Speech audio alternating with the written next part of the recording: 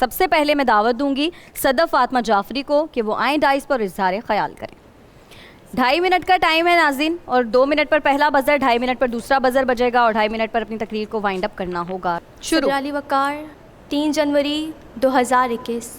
मेरी नज़रों के सामने वो मंज़र है कि जहाँ हाथ पैर बंधी कटी लाश पड़ी है और गर्दन से टपकता हुआ लहू ये सवाल करता है कि आखिर मेरा कसूर क्या है अली वक़ार। फिर मैं ये देखती हूँ कि घर के वाहिद कफ़ील का जनाजा और उससे लिपटी हुई माँ, बहन, बेटी और बीवी ये पुकारती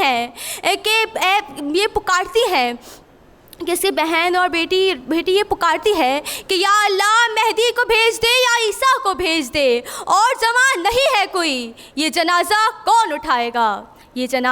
कौन उठाएगा। अली वक़ार, फिर दूसरी तरफ मैं देखती हूँ कि कश्मीर, फ़लस्तीन, बर्मा, चंचेरिया में जुल्म की इंतहा बुलंद है और उनकी माएँ अपने बच्चों के हाथों में, छोटे छोटे हाथों में पत्थर देकर ये कहती नज़र आती हैं कि जाओ कफुस को तोड़ दो और दुश्मन वक्त को कह दो कि जिसे कल मार के समझते थे कि तुमने जीत ली बाजी, उसी गैरत के पैकर की अभी हमशीर बाकी है। तुम्हें लगता है लिखी जा चुकी बारूद से किस्मत, लहू से लिख रहे हैं हम, अभी तहरीर बाकी है। अली वक़ार, तो मेरा दिल ये पुकार उठता है कि झुकेगा जुल्म का परचम, यकीन आज भी है, ये कि झुकेगा जुल्म का परचम, यकीन आज भी है। अरे इस जुल्म से कहो कि अपनी औकात में रहें, फतह हमेशा हक की होती है। अली वक़ार, सन 61 हिजरी में जब वाक़या करबला पेश हुआ था तो हुसैन ने अपना सर कटाया और बुलंद रहा तो ये जुल्म की इंतहा हुई अली वक़ार, लेकिन तब भी जुल्म झुका रहा।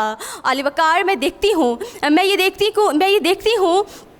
मैं ये देखती हूँ कि कश्मीर में रहते मुसलमानों का खून बहाया जाता है, लेकिन वो औरतें अभी भी घर से बाहर निकलती हैं और ये कहती नज़र आती हैं कि जुल्म का जड़ झुक गया। अली वक़ार, आर्मी पब्लिक स्कूल में हमले के बाद वेलकम बैक टू स्कूल का नारा बुलंद होता है तो जुल्म झुक गया। और आज के मैं इस दौर में देखती हूँ कि एतजाज़ुल हसन हैं, मेजर शबीर हैं, मेजर तुफ़ैल जैसे लोग हम में मौजूद हैं, तो उनका लहू ये पुकार उठता है कि इनका लहू ये पुकार उठता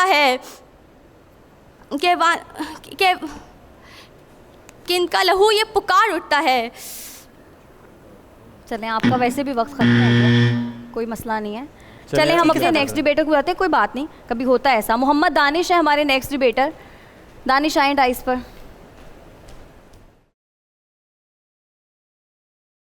क्यों? इस जुल्म से, इस जबर से कतन हमें इनकार है, मालूम है इनकार का अंजाम रस्नदार है।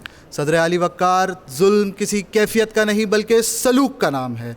वो सलूक जो काबिल पे हाबिल ने किया, वो सलूक जो हुसैन इब्ने अली पे यजीद ने किया, वो सलूक जो अपनी कौम पे फ़िरौन ने किया, वो सलूक जो हरमल के तीर ने 3 माह के बच्चे अली असगर की गर्दन चीर कर किया, वो सलूक जो हिंदुस्तान ने कश्मीर पे और यहूदिस्तान ने फ़लस्तीन पे किया।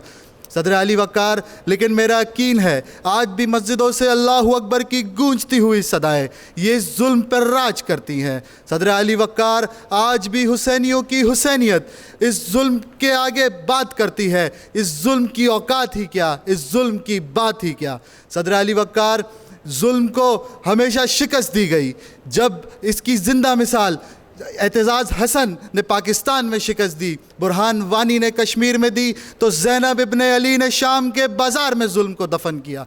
जब जुल्म की तारीख़ मेरे नबी के जूतों को खून से रंगती रही, जुल्म की तारीख़ इस मेरी बेटियों को ज़िंदा दफनाते रही। सदर अली वक़ार, जुल्म फिर जुल्म है, बढ़ता है तो मिट जाता है। सदर अली वक़ार, जुल्म की आंखों में आंखें डालकर मैं झुका नहीं, मैं डरा नहीं, मैं जुल्म के आगे झुका नहीं, मुझे भगाया गया, मैं भागा नहीं, मैं जुल्म से लड़ता रहा। सदर अली वक़ार, मैं जुल्म से लड़ता रहा। सदर अली वक़ार, मेरे शहर कराची की सड़कों को खून से रंग दिया गया। सदर अली वक़ार, बलूचिस्तान में लाशों के अंबार लगा दिए गए। सदर अली वक़ार, मैं इस जुल्म से डरा नहीं। जब कश्मीर में जवान बेटे का जनाजा उठता तो उसकी माँ उस जनाजे के बाद भी आज़ादी का नारा लगाती, वो इस जुल्म के आगे झुकती नहीं। सदर अली वक़ार, ये जुल्म वो जुल्म है जिस जुल्म ने कई माओं के लाल छीने। सदर अली वक़ार, ये जुल्म वो जुल्म है जिसने कई बहनों के भाई छीने। लेकिन फिर भी इस जुल्म के आगे हम रुके नहीं, इस जुल्म के आगे डटे रहे, क्योंकि जुल्म फिर जुल्म है, बढ़ता है तो मिट जाता है, झुकेगा जुल्म का परचम, यकीन आज भी है। चलें, बहुत शुक्रिया आपका। नेक्स्ट डिबेटर हैं जनाब हमारी निम्रा गौरी। बहुत शुक्रिया जी निम्रा।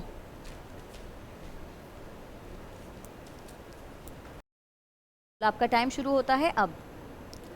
ला इलाहा इल्लल्लाह, नहीं माबूद कोई मगर अल्लाह, और हम आखिर तक लड़ेंगे की सदा सुनकर घर से निकलने वाले कश्मीरियों को गोलियों से छन्नी करके शहीद कर दिया जाता है।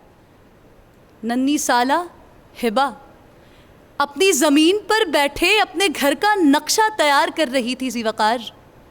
दीगर तालिबे इल्म बोर्ड पर लिखे चंद जुमलों को कागज़ पर लिख रहे थे, जिसमें लिखा था कि दुनिया में अगर कोई हसीन जन्नत है तो वो कश्मीर है, मगर सिदर ज़ीवकार वही वादिये जन्नत नज़ीर जहाँ बच्चे इल्म की रोशनी को देखते हैं, इल्म की रोशनी को मुनव्वर किए करने का ख्वाब उनके दिल में ले होता है, मगर सदर ज़ीवकार वहाँ अचानक उस पुरसुकून वादी में फ़ज़ाओं में गोलियों की छनकार बदल जाती है और नन्ही हिबा लरसती कपकपाती अपनी बहन का हाथ थामे अपने घर की तरफ रवाना होती है कि अचानक बैलेट गन से ज़ोरदार छर्रे उसकी आंखों में इल्म की रोशनी की बसीरत को टपकते लहू से मालो माल नहीं करते सदर ज़ीवकार, बल्कि खाक में बसर कर देते हैं। उसकी बहन ज़ुबाने हाल से चिल्लाती है कि आज बाज़ार में पाबजौला चलो, दस्ते अफशा चलो, मस्तो रक्सा चलो। सदर ज़ीवकार यकीने महकम से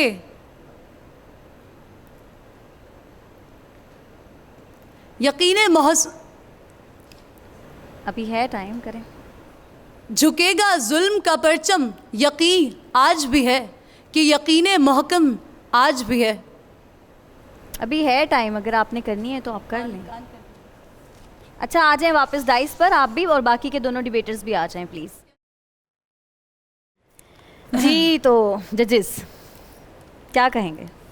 समझ नहीं आ रहा कि हम यहाँ अच्छा एक मुकाबला देखने के लिए बैठे हैं और हम चाहते हैं अच्छे मुकर्रर सामने आएँ, टेलीविज़न स्क्रीन है, हज़ारों लाखों करोड़ों लोग आपको देख रहे हैं और आपकी तैयारी उसी हिसाब से होनी चाहिए। और जो बात आप कह रही थी माविश शुरू में कि शीशे के सामने खड़े होकर आप तैयारी करें, लेकिन एक जो आपने तकरीर अपनी तैयार की है उसको याद भी करें कि आप उसको भूल ना जाएं। और एक शेर को 2 बार दोहराया गया क्योंकि आप भूल गए थे और फिर बीच में ही तकरीर छोड़ के जाना पड़ा क्योंकि उसके बाद कुछ समझ में नहीं आया कि फिर क्या करना है। तो ऐसे तो नहीं होना चाहिए और ऐसे तो नहीं चलेगा।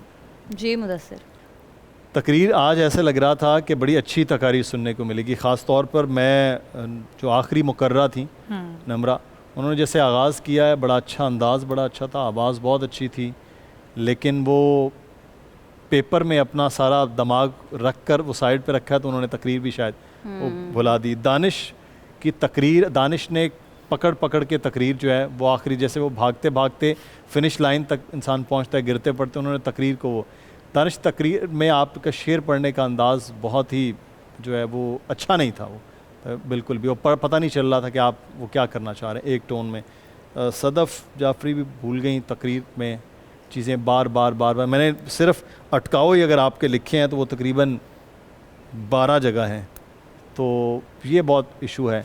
अब हमारे लिए बहुत ही टफ हो गया है कि तकरीर को कैसे और किस तरह से वो जज किया जाए। तो बहरहाल आज का मुकाबला दानिश, क्योंकि दानिश तकरीर भी मुकम्मल कर चुके थे, अच्छा, उनका कदरे बेहतर था, अटकाओ भी कम था, मवाद उन्होंने अपना पूरा कर लिया था, बाकियों के मवाद पूरे नहीं कर पाए या वो उसको रब्त नहीं बना पाए, तो आज हम दानिश को, क्योंकि आज सहरी में भी हमने ये किया है, नंबर्स इफ्तारी तो में हमारे नहीं बहुत हालांकि बिल्कुल टोन बहुत स्ट्रेट प्रॉपर- थी, हाँ, लेकिन जाहिर है तो लेकिन ये है कि दानिश आज के मुकाबला विन करते हैं।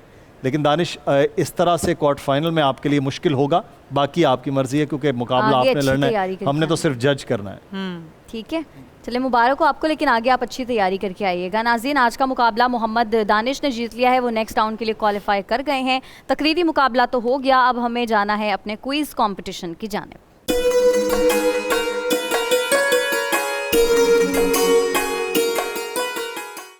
ए नूरे खुदा नूरे बसीरत की तलब है, रमजान का सदका तेरी रहमत की तलब है।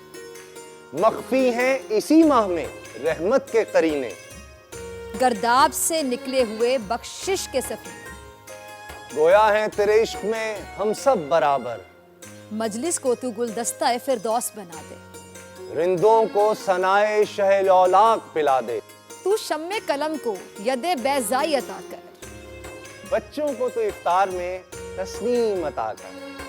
रमजान मुबारक की खुसूसी नशरियात रमजान में बोल, सिर्फ बोल एंटरटेनमेंट पर। रमजान में बोल